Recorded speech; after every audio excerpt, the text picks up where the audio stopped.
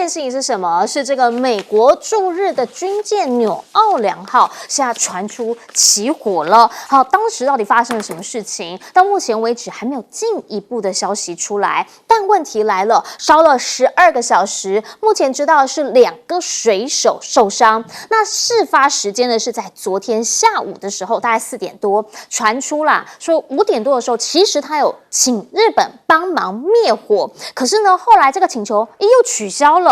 但到7点多的时候呢，又开始说拜托你来帮忙我灭火。这场火灾延续了12个小时。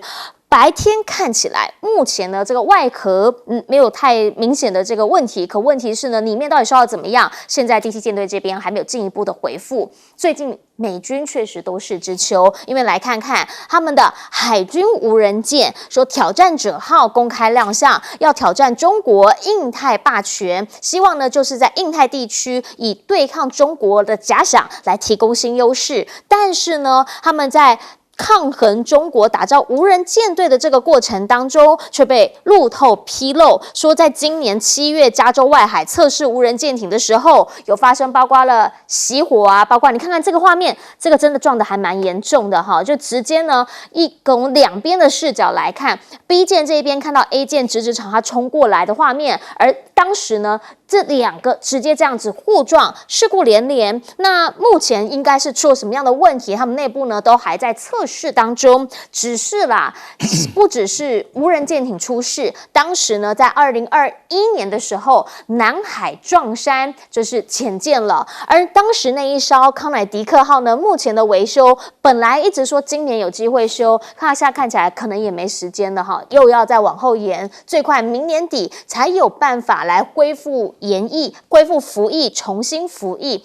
这一些的内容其实产现的是一种量能，因为呢，包括了今年初杜鲁门号不是说呢，在中东这边有撞到人家商船吗？现在也传出要好好的修，可能至少要排到2年才有办法排到检修。那这个量能就会让大家去看一下美军目前军事方面的状况是怎么样。反观中方，好，原因是因为93要阅兵嘛，目前传出很多人说呢，看到他们在这个练习的时候，有看到了鹰击系列15、17、19、20，通通反舰系列飞弹都要在放在这个大家的面前哈，给大家好好来看一下他们目前的战力是什么。看起来啦，他们比较青睐的是超音速还有高超音速的飞弹，因为这个呢，确实在未来的整个战略的诉求上面是能够突破防御，甚至是拒止等等的问题的。而他们的船舰呢，现在也已经开到了第2岛链，先前都是路过而已，那这次不是了，这一次呢是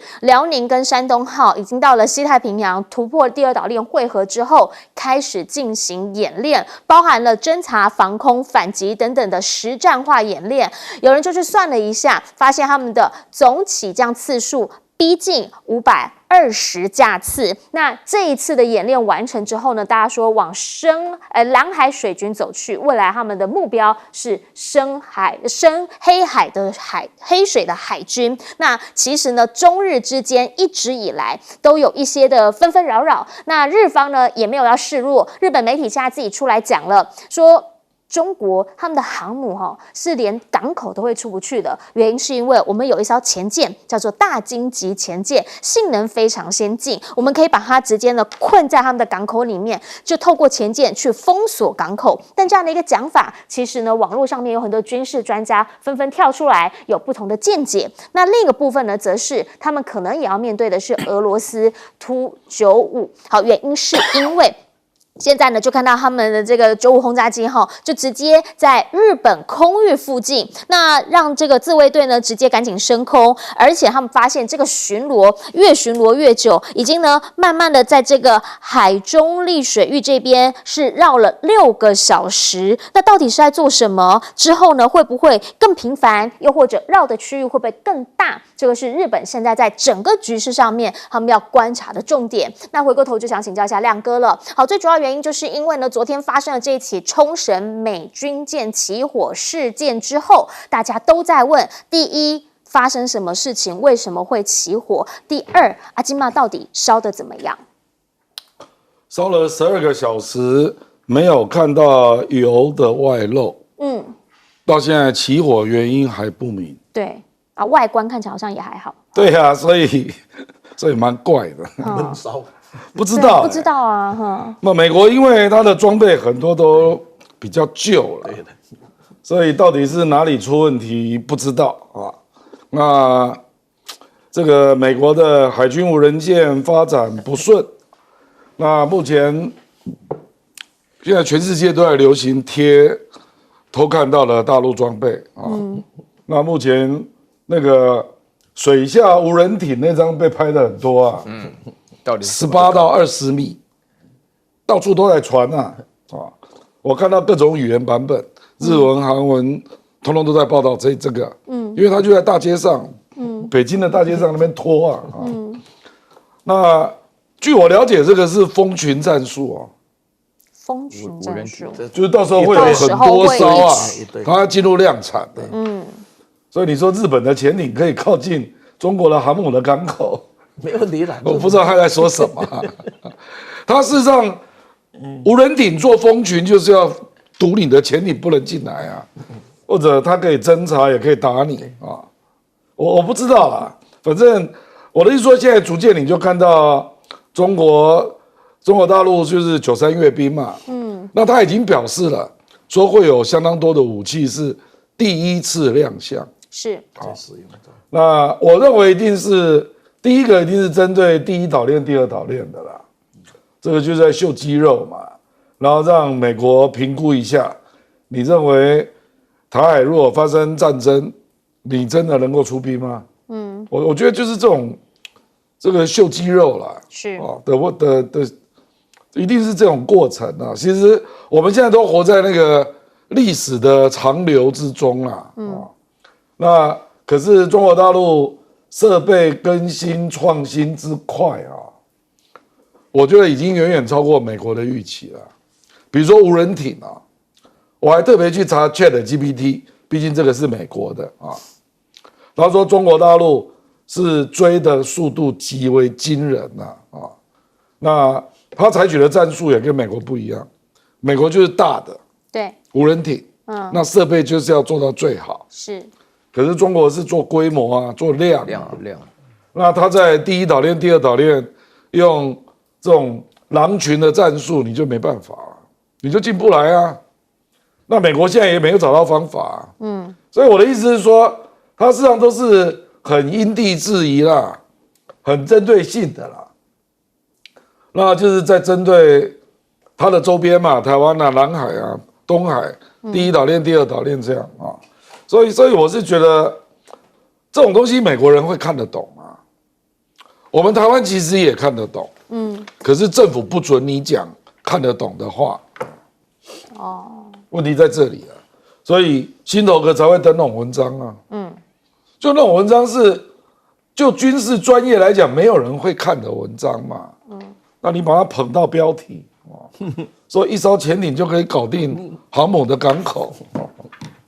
这我也不知道该怎么跟你讨论的啦啊！我们台湾也不是没有军事专家，我知道有很多啊，那人家只是就觉得，反正两岸的军力是越差越大了。那你从美国能不能买到比较像样的军备，而且能够如期的运抵啊？这问题很大了啊！目前他交件还给你拖得相当严重嘛，对不对啊？那顾立雄听说是准备了200亿美金啊，要跟美国国防部买比较好的设备了。那到底能够买到什么？这个就很现实了啊，因为我们大部分的武器都不是自己做的嘛，那中国大陆是自己做的啊，所以它可以因地制宜啊，随时来矫正它的优缺点。那台湾没有办法。其实在这一次的93，很多人想看的就是它到底有一个什么样的新东西。那再来就是因为战略上面的布局不同，那战术上面你要准备的东西就会不一样。所以请教盛峰老师会怎么看？我想93这次应该很有看头了，而且大概是历次以来的阅兵里面透明度最高的一次了。你没有发现，他这一次在未开始以前，那个训练基地不断的把那个训练的影片播给大家看，而且最近还开放记者的访问。另外呢，他的义演呢，过去义演的影片也非常的少，大家弄给你看。不止如此，有一些在当天不能出现的，所以他也在央视里面呢，某一种程度的那个专题叫什么，他也是放给你，比如说他的那个福建舰的这个起飞啊等等，他也是放给你看。所以他这次透明度算蛮高的，只不过政府现在挡着台湾人去看了但是怎么挡？好像挡不住网络可以转播嘛OK， 那么再过来呢？今天中美经历最大的问题是在什么地方？是美国呢的经历，那没有话讲。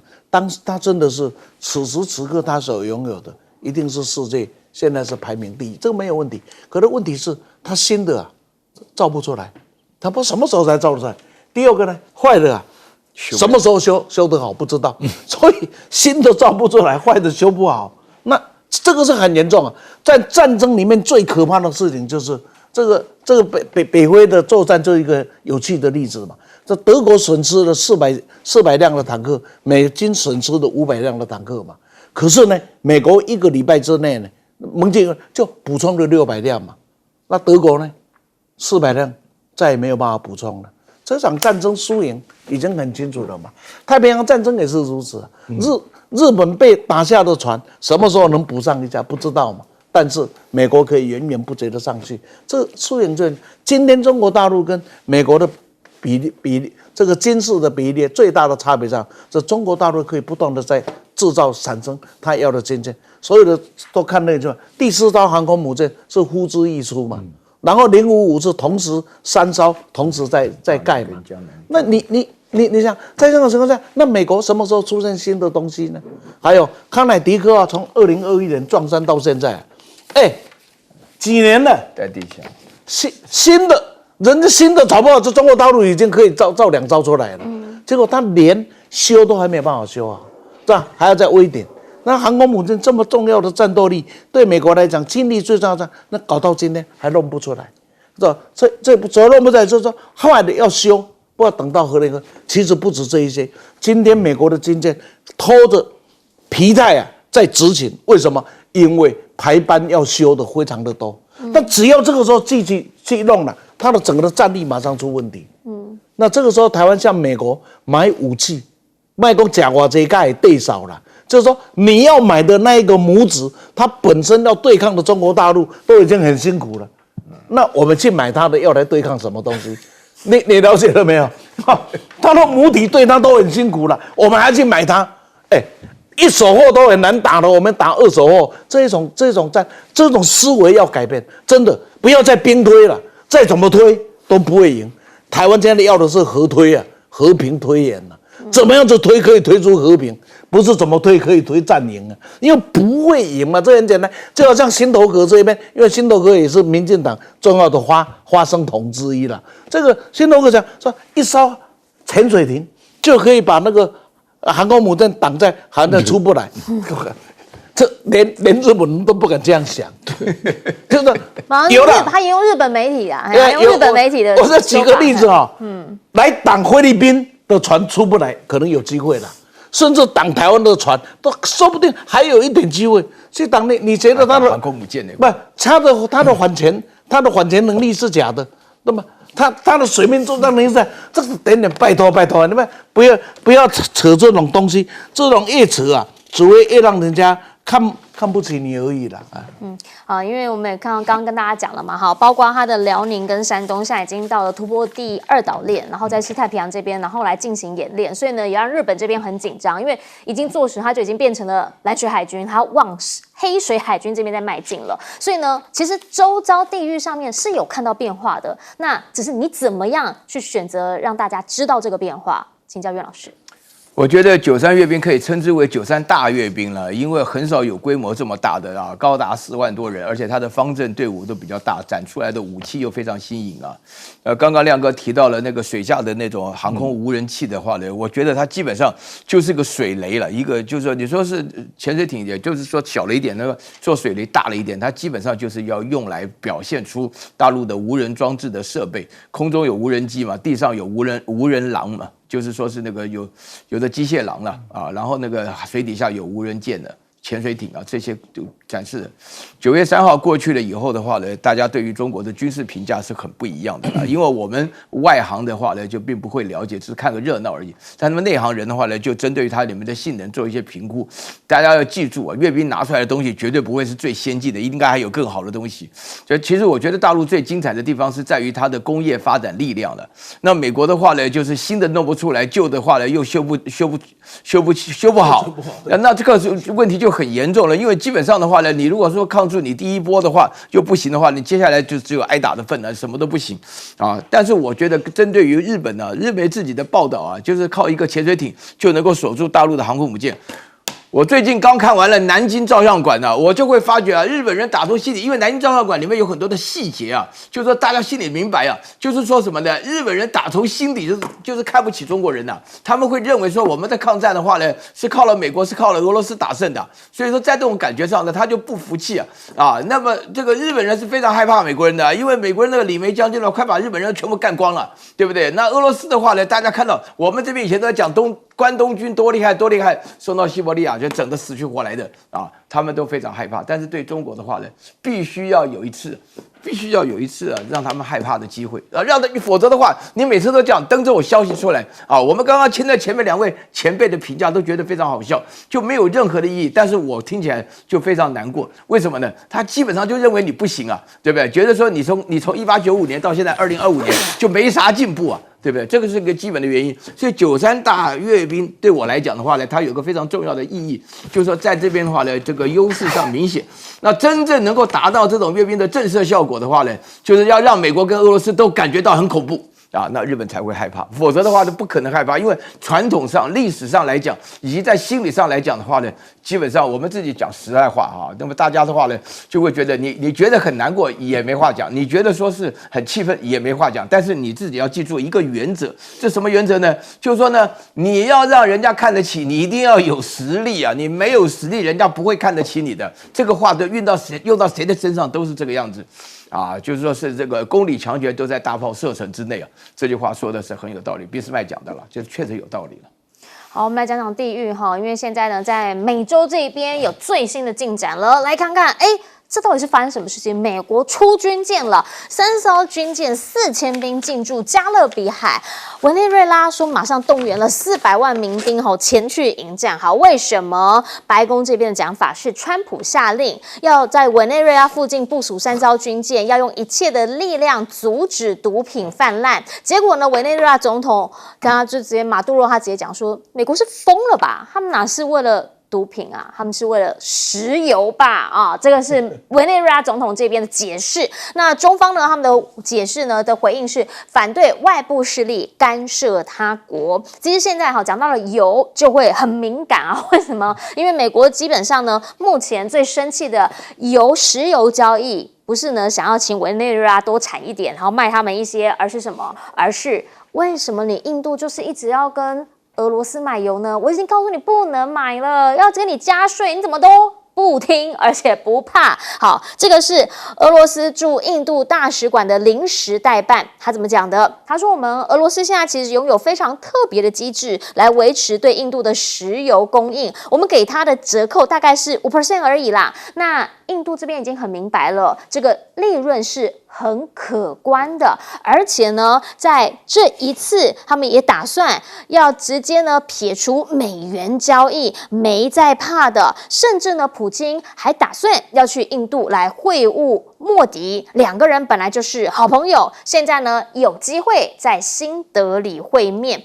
好，其实现在呢，印度要减购吗？ CNN 的讲法是这样，他说了，中国炼油厂呢已经下定至少有15船原本要供去印度的俄国石油，这一些说本来都是要卖给印度的，但是呢现在可能因为他不买了，所以呢全部这一些要直接出口去给中国。但是对于美国来讲，他们现在到底是什么观点？他们认为中国跟印度虽然呢都买俄罗斯油，但是观点不一样。好，为什么？大家看看，这是贝森特他们的财长说的。贝森特在接受访问的时候，他直接的讲，中国是怎么样？中国呢，它是在俄乌战爆发之前，人家已经买了13% 的石油来自俄罗斯，现在这个比例16%，他觉得相对啦，渠道多元合理。啊，但是你印度不是啊，你在俄乌战之前，这个比例俄罗斯进口的比例不到1%呢，啊，现在是多少？42%，所以你这个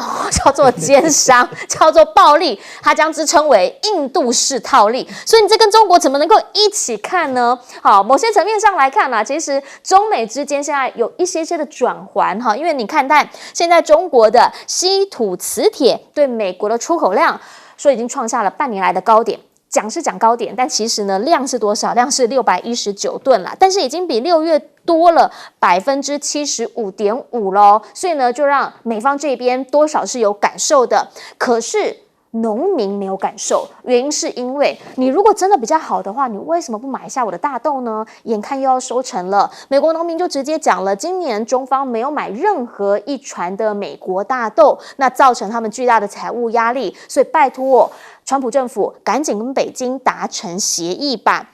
而目前呢，在北京这边，传出他们好像要开始来推自己的稳定币了。这个是外媒所讲的，路透社报道说，中方呢打算要推跟人民币挂钩的稳定币等金融创新商品，大概在8月底的时候会批准相关的计划。但如果讲到稳定币，你一定得要好好听听川普怎么讲啊！毕竟呢，他说他上任之后就是要好好搞定这件事情嘛。好，现在呢，川普被人家给披露说他当总统之后，已经买了超过1亿美元的债券，包括什么公司债、州债、市政府债、国债，通通都有买啦。好，而且呢，买完之后让他的身价是大涨的哦。好，但是他们白宫这边的讲法是，不管是哪一种买，反正都不是川普或者是他的家人自己去买的，而是交给专业的分析师，他们帮他来做财务资源的分配，是正常投资范围。所以回过头，我们想请教一下亮哥，你怎么样来看？好，这个呢是美国突然出了3艘军舰4000兵进驻加勒比海，说是要去委内瑞拉禁止一切的毒品泛滥。本来委内瑞拉也会有朋友啦，这个我不知道是不是接下来俄罗斯又要去那边演习了。反正美国也不会做得太过啦。委内瑞拉现在就是经济困境嘛，对啊，它炼油厂空有这个储量，全球第一，炼油厂太旧，对，没有办法炼油嘛啊。这个当然，这个查韦斯要负很大的责任啊，因为钱就直接发福利给老百姓了嘛，啊，那这个困局其实很难解啊，这个要做很大的投资啊，这个我不知道了，反正美国即使委内瑞拉要跟你合作，你也要帮他重建炼油厂啊，对，一样啊，对不对啊？那我倒是觉得，印度这个就是赚机会财啦，那人家本来就很会做生意啊，那只是现在俄罗斯跟美国关系不好嘛。那你有没有想过，如果俄乌和谈有进度，那你还可以继续罚印度吗？对不对？印度就说啊，我买俄罗斯的油啊，本来就应该是正当的，价钱会高一点，还会高一点可是还是会比美国的油便宜很多啦。这个我是觉得美国的关税不会拖很久啦，因为明年他要选举。对，那目前所有的经济指标都对关税战不利了。第4季我认为物价上涨就开始了。那还有第1季，明年第1季，我认为第2季一定撑不住了。所以贝森特真的难得讲这么大的实话那他讲这个中国印度的买油状况真的就是这样啊。贝森特还讲了一句大实话，他说川普的关税就像正在融冰中的，就好像就在融冰啊，意思这个关税只会越走越低了，对，那最后就撑不住了啦，就只好假装没这件事就结束了，他撑不下去了，所以我们台湾有一些厂商撑一下啦，你不要赶快结束营业，你这是假设川普会搞3年了，不可能的啦，那所以那一样嘛，很多国家也会去看这个局面嘛，比如说韩国就说好啊，我要投资美国，人家趁机会去赚大钱，造船业嘛，对不对啊？那中国大陆也跟你好了，我就先开放部分的稀土，结果你就发现它开放的稀土，通通都是磁铁，其他功能的稀土它没有开放哦，因为那些可能都跟军工有关啊，对不对？所以我觉得它也蛮精明的啦啊。那至于大豆，对不起啊，我的船期已经约定了，约到9月。他是跟巴西买的，买完了，是啊，人家巴西的船就要出发了，所以我怎么跟你买呢？这个美国也很难强求啊，所以我觉得大家都有准备啦，就是你现在正在兴头上，那就跟你玩一玩吧，玩到明年第1季，看你还能不能撑下去啊。反正好像经过的人会啦，那到底谁能够撑到最后？等等回来继续来说。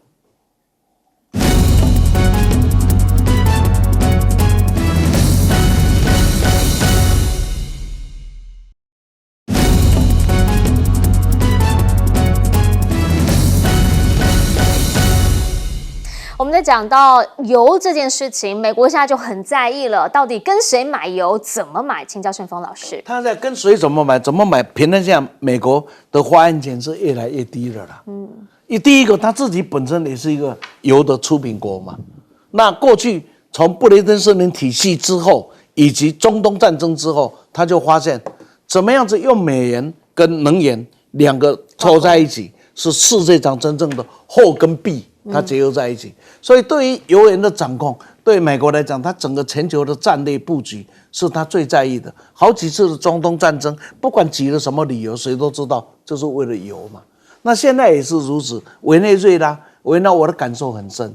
在民国79年的时候，我到多明尼加，因为我一个表哥在多明尼加做了蛮大的农场生意，做非常成功。他就跟我讲说，他准备到委内瑞拉去发展。我说你们跑到，他感觉委内瑞拉很落后的感觉。他说不对，那比起多米尼加强太多了。委内瑞拉是很富裕的国家，为什么？因为它有油源，而那个时候是一个我们不太了解的地方。所以在民国79年的时代，就是90年的时代里，委内瑞拉是南美洲一个发光发亮的国家。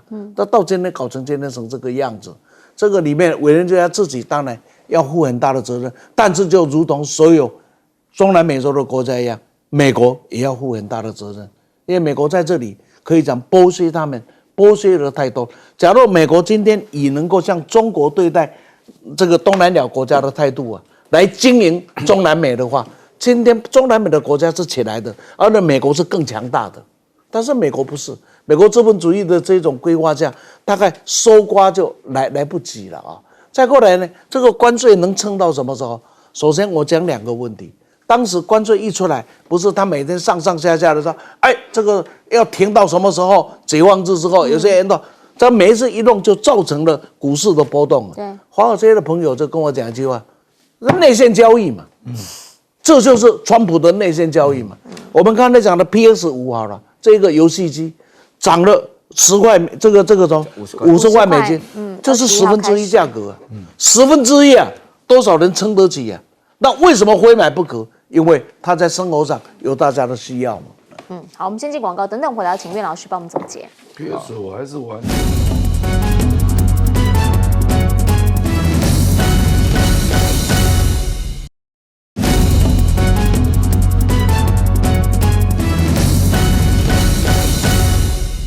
最后请苑老师帮我们总结。我跟你讲这里面有一个问题非常重要美国是个资本主义国家，一切都向前看的美国连总统都不例外。川普做的每一件事情的话呢，都是为了炒股川普买债券的话呢，是他众多投资方式的一种而且川普自己的话呢，泄露一个大消息以后呢，就会想到说，指着隔壁讲说，你们都赚翻了吧就是只有他知道他能够影响到世界的市场。所以说我跟你讲，美国这个国家的制度是非常有问题的，因为这个资本主义的制度当中的话呢，是一切都跟着钱走。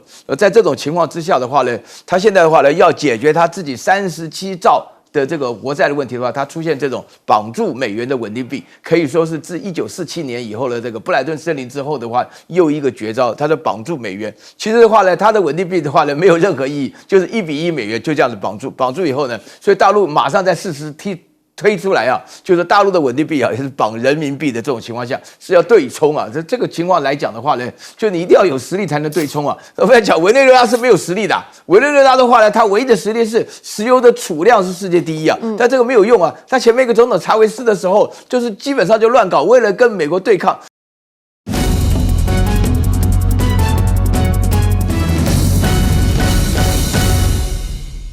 大家晚安，我是陈燕莹，欢迎来到新闻大白话。接下来这一小时国内外大小事，要用您听懂的话说给您听。先来介绍这一小时来宾，首先介绍是耶鲁政治学博士郭正亮，大家平安。前立委李顺峰，主持人好，大家好。还有台大哲学系教授苑举正老师。燕莹好，各位观众朋友大家好。好，开始要先带你来看到的是这一位说在休息一个星期之后冲出江湖，我们的曹董。曹董呢现在还是忧国忧民啊，您看看他就讲啦。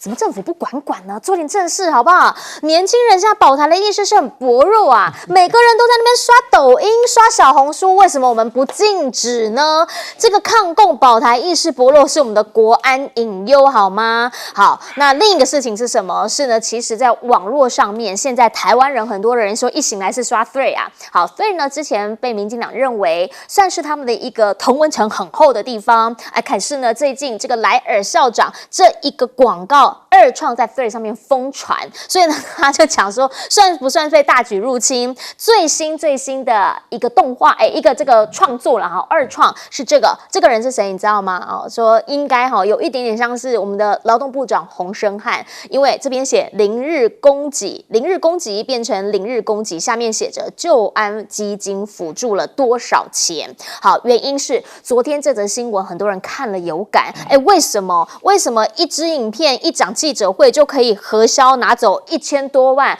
连审计部都打脸，那我们现在不用查吗？洪申翰出来说有啦，我们已经在检讨了，但是其实呢，对于这种事情。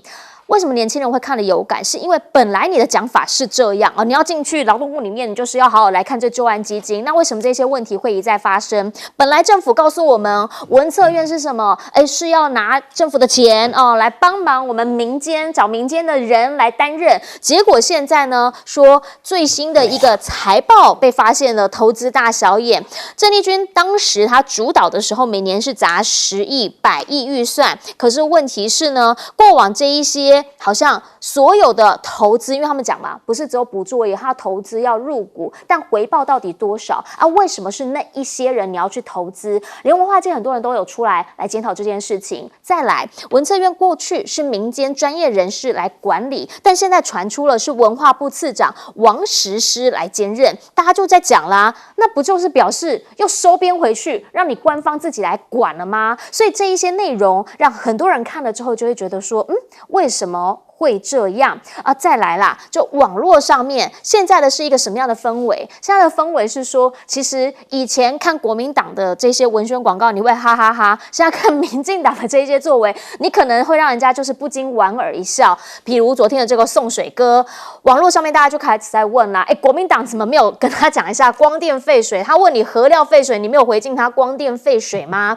因为现在能源议题。823即将要来投票，希望大家可以去履行你的公民义务啦。好，因为呢，最近我们看到川普他有高见出来了，对于绿电、风电、光电，他说那个叫做世纪骗局，在害农民的，因为他特别强调了，他说呢，在他的政府底下。不会核准风电跟太阳能发电，那一些就是害农民没有土地可以耕作，美国的蠢日子要结束了。这个大动作会不会影响到台湾呢？好，毕竟呢，台湾现在一直在讲不能移美嘛，对不对？那如果川普已经这样讲了，那我们现在的核能政策，台湾政府会怎么说呢？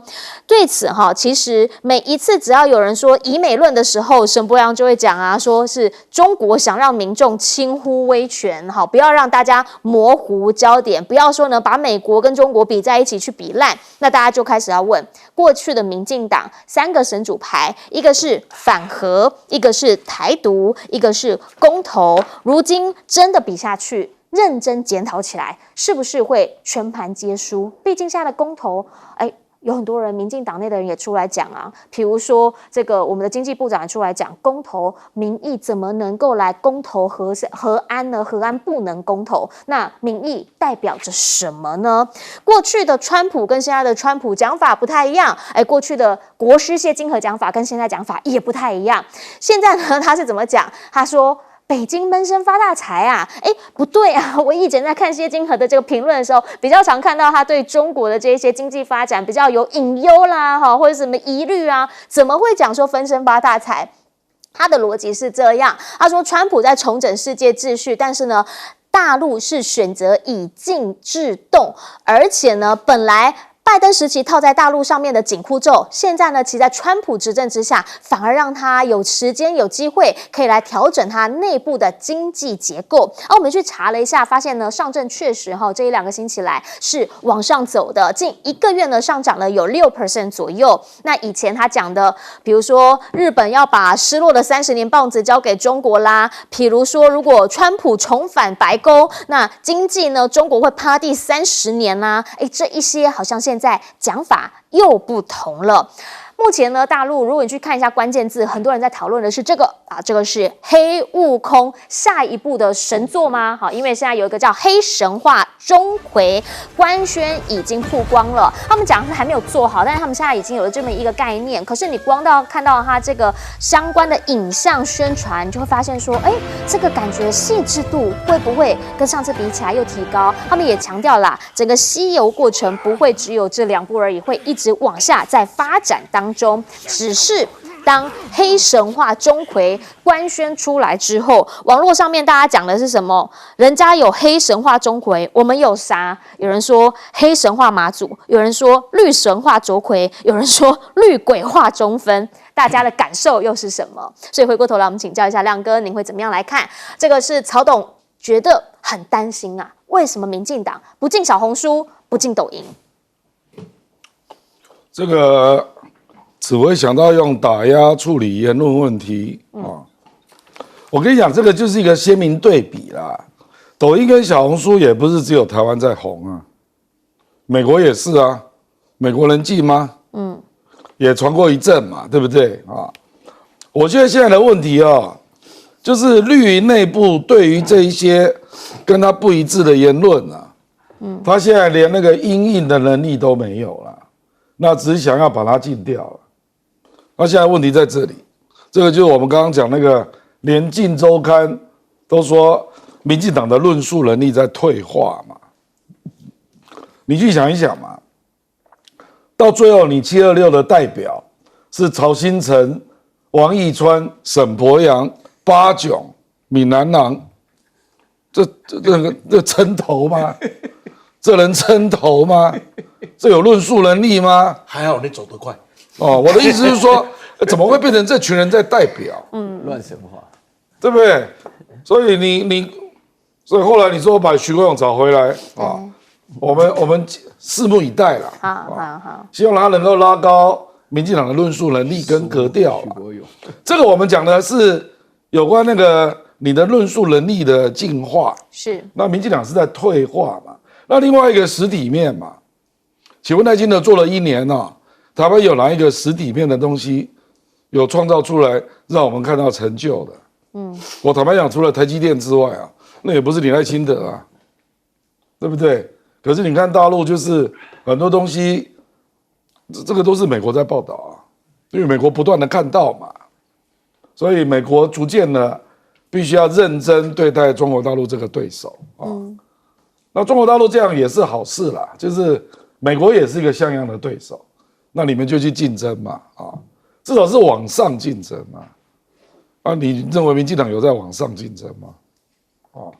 给人家感觉就是你对大陆看到的东西，你就会去比如说馆长去深圳，看到深圳的科技发展，是，然后到上海看到人家的城市发展，结果绿媒反应是怎样，你知道吗？说大陆也有豆腐渣工程，你怎么不去看？这不是废话吗？那难道我到台湾不看101，要去看烂尾楼吗？去看监理。我的意思就是这样嘛。对啊，这个就是关税不行啊，关人最棒啊！啊，就是你要回应人家嘛，不然凭什么馆长他的影片有100多万人在看？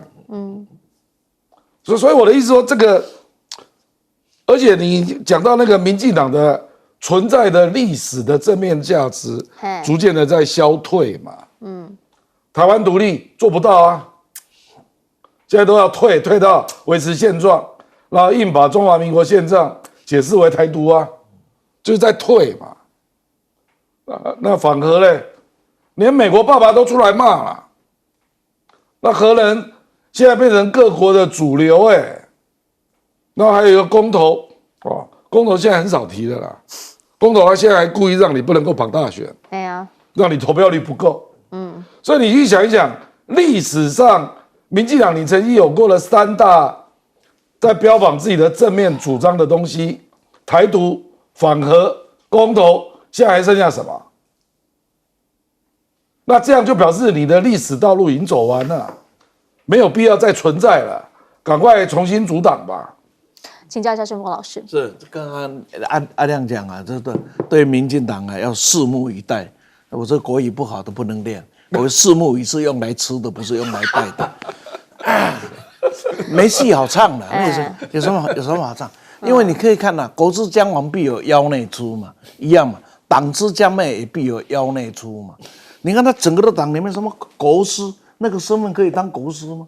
对吧？还有狗师啊，对，他国师，还是老师说国师，你不要盯着我的国语嘛，对不对？国师什么假国师、假专家、假测试，对吧？这个必有妖内出嘛。你可以看国民党当时面对党外的言论挑战的时候怎么办？有一条办法，禁，天天把你的杂志禁，你出一本我禁一本，禁得了吗？禁到最后仍然必须开放嘛，因为时代的潮流如此。今天台湾再怎么样子，它有几个价值，你不要去挑战它，一定会被社会反噬的。民主那个监督制衡的价值，这个你怎么说你说不过去。第二，反贪腐的价值，这个基本上社会是接受的。但是今天民党你的作为，还有这一些东西，之所以能够在网络里面流传出来，是什么？是因为国民党会造假，或是民进党会提供材料。是民进党提供的材料嘛？只是以前炒菜的技术比较差，现在来了一个炒的大家口味比较好一点的情况。另外呢，我们应该从一个另外大的角度来看呢，世界的格局正在大转变中，影响台湾未来的大陆和美国，他们也正在翻身大定位中。台湾要怎么来看自己？我们还能留在过去那样的看法吗？对吧？大陆、美国是影响台湾，而他们两个人的身份地位角色正在大大的转变中。这个的转变里面，美国在想办法争取更多的时间，中国大陆也一样，在寻找更多的来创造更好的东西。而台湾呢，是在这里沉沦了。我们这几年谈台湾，除了台积电还是台积电，你还谈了台二电、台三电吗？什么都没出现。好，从这个来看看黑悟空啊。到现在的黑神话这个钟馗，它所代表的一个很重要的概念，那就是中国大陆文化自信的崛起。我刚刚来的时候，看了黑悟空的这个广告片，那不是黑钟馗，那个比黑神话悟空更艰难、更拟人化，而且那个不是拟人了啊，是拟人啊，对，拟人化。更拟人化，更有人味。不是他的整个的那个故事，而且每一个故事里面所含有的那个文化的元素啊，而且是中华文化的元素，一看就是中国的产品，一看就不是迪士尼的产品，一看就不是日本的产品，一看就不是美国的产品。这种文化的自信所展现出来，在他的影片上、他的游戏上、他的 AI、他的文理，请各位一定要特别注意啊！中国大陆在文化自信的文理的创造啊，那真的是远远超出你的想象啊。那借这个机会可以跟各位讲，假如有机会，你到一个你不太熟悉的城市啊，叫做郑州。郑州里面有一个类似这样游乐场，里面叫做什么？名字叫只有河南。所以有人去过那个的感觉，那个的感受啊，这跟迪士尼完全是不一样的东西。我认为有文化。类似这样子一个纹理越来越多的情况下，我敢大胆的预言，在10年之后，中国大陆的孩子不需要白雪公主，也不需要小矮人，也不需要米老鼠，因为属于中国的文化故事会让他们成为他人生生活长大的一部分。这种文化自信正在崛起。台湾在玩什么？还在玩沈插阳的鬼扯淡。所以呢，我们真的要好好的面对，在这个时代巨变的转大过程中，我们要开始重新寻找我们的定位。或许我们掏空，我们才能够装满；或许我们蹲下，我们才有机会再重新挑高。请教一下岳老师，这个曹兴诚的逻辑有问题啊！这个曹先生讲说，大罢免的过程当中很少看到20岁的年轻人主要的原因就是因为他们看抖音、小红书啊。我很怀疑曹兴诚有没有看过小红书啊？人家小红书本身在台湾的经营，这个是全世界的潮流啊，对不对然后那个抖音的话呢，是里面获得很多的资讯的来源那这边的话呢，把它上线到这个形成国安忧虑，但是他最主要讲说，他参加大罢免的过程中没有看到20几岁的年轻人结果另外一点更麻烦他说他看到了他周遭都是30岁到40岁的女性30岁的女性跟20几岁的女性看得出来只有曹兴诚这种专家才看得出来我真的是因为现在的话，因为大家看到青鸟里面打扮人的话呢我感觉上还年轻人不少，不晓得为什么有这种感觉，但是他把这个罪状都归诸于看抖音、看小红书，他其实根本都不了解，逻辑错乱，有他自己的因果的问题。另外一个逻辑错乱的是谢金河了。谢金河讲到说，为什么大陆闷声发大财呢？他就是以大陆的7月份这个上海的这个 A 股的话呢上涨了7%，就认为大陆在闷声发大财。谢金河是一个股市中心主义的，他认为经济的指标完全都是看股市的成就当然了，从他这个个人的角度来讲，但是他称之为国师，实在是有点危险的因为这个实际上，另外他讲到说是日本正在把失落30年的棒子交给中国。绝对不可能！日本人为什么会失落30年？那个广场会议1985年的时候，我人就在欧洲的时候，我看得非常清楚。日本人是你听也要这么照着做，你不听也得这么照着做。就是日币的话呢，当天的话不到1个月的就升值了将近1倍在这种情况之下的话。那么日本人为什么能够接受美国对他的予取予求？就是你处处受制于人。今天我们看得非常清楚，而大陆的不贵却是一个响亮亮的口号。这个不贵的感觉的话呢，就是我们今天我坦白讲，中国认为目前为止，谢金河讲说在闷声发大财。根本就不对，大陆是艰困的在发大财，非常非常困难在这种情况下的话呢，但是他那个不贵的精神，让美国引起非常大的尊重。你知道吗？贝森特是怎么看中国的那个川普是怎么看中国的？他们都认为强的对手正是他们要的，而弱的对手弱的就不是对手那这个就无所谓，随便踢随便刮。但是我跟你讲，美国的原则就是遇强则弱，遇弱则强。所以在这种情况下的话呢，我跟你担保，中国绝对不可能跟日本一样，还什么失落30年。我觉得再过个5、6年，大陆就要起来了。确实他在特别提到说，这2015年以来，上海股市现在看到了新高，所以呢，大家就会开始在问这件事情